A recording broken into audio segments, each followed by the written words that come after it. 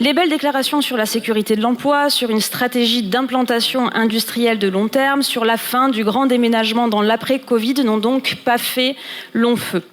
Les salariés, leurs syndicats ont notre totale solidarité et nous les soutiendrons dans leur lutte contre cette décision qui relève d'un parfait cynisme dans le monde impitoyable du profit qu'est celui des grands groupes. Il s'agit d'interpeller le groupe Latécoère pour exiger qu'il n'y ait aucun licenciement, car derrière chaque licenciement, il y a davantage de précarité, il y a des familles qui sont mises en danger dans un contexte inflationniste difficile. L'article 2 demande l'intervention du gouvernement pour peser dans le sens du maintien de l'emploi sur notre territoire. L'article 3, si vous le votez, constituerait une évolution sérieuse de votre position.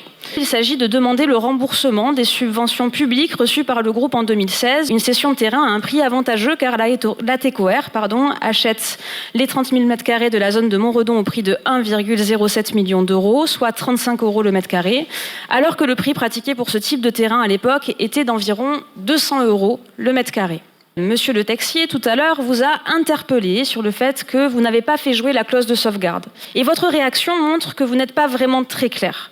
Vous n'avez aucunement informé le conseil municipal de Toulouse. À quel moment donc avez-vous été informé que le groupe Latécoère voulait vendre Montredon à 3 banques? Où sont les garanties dans ce cas de maintien de l'emploi dans ces opérations?